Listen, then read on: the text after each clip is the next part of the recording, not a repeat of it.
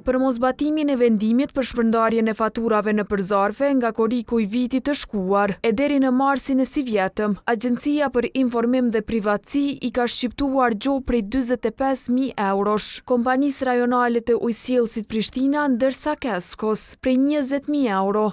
Vendimi i AIP-s, i cili parashes shpërndarjen e faturave të konsumatorët me zarfe të mbyllura me qëllim të ruajtjes së privatësisë, ka hyrë në fuqi që nga koriku.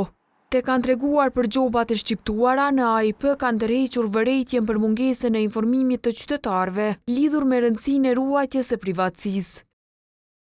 Agjencia për Informim dhe Privatësi nga viti i kaluar e ka caktuar afatin që u ka dhënë ndërmarrjeve publike që faturimin ta bëjnë në mënyrë të sigurt dhe pa ju mundësuar qasje në të dhënat personale të qytetarëve, personave të paautorizuar. Ne kemi marrë disa ankesa dhe kemi shqiptuar gjob për Keskon dhe KRU Prishtinën. E kemi shqiptuar edhe një gjob për KRU Prishtina. Fatkeqësisht, qytetarët nuk po e dinë rëndësinë ose nuk janë mirë të informuar rreth mbrojtjes së tyre të privatësisë. Të pyetur për gjobat e marra në KRU Prishtina nuk dhanë përgjigje konkrete, por thanë se shpërndarja e faturave me zarfe bëhet në vendit ku ka frekuentim më të madh të qytetarëve. Nga muaji qershor 2024, kemi filluar në vazhdimsi shpërndarjen e faturave me zarf. Kjo ndodh sidomos në vende më të frekuentuara si për shembull qendra tregtare dhe në banime kolektive. Tenderi është hapur që nga viti i kaluar dhe kemi siguruar sasi të madhe të zarfeve për shpërndarje me fatura. Procesi po shkon mirë dhe vazhdon të jetë i tillë, ndërsa te shtëpitë private fatura i shtypet dhe i jepet në dorë konsumatorit, që dallon nga banimet kolektive dhe publike.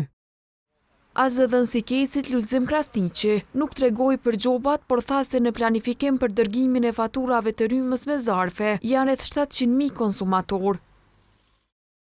Siç kemi njoftuar, jemi duke pasur vështirësi të mëdha operative gjatë këtij procesi, sidomos me numrat e shtëpive dhe banesave, mungesën e adresave të sakta të tyre dhe vështirësitë e natyrave të tjera. Ne gjatë vitit të kaluar kemi vendosur në zarfe dhe dërguar te konsumatorët qindra mijëra fatura, por ky është një proces që po merr kohë dhe për të gjetur zgjidhjen më të mirë është nevoja një bashkëpunimi ndërinstitucional, ku do të merrej në konsiderat ndonjë alternativë tjetër, të gjendet zgjidhja sa më e mirë dhe sa më efikase.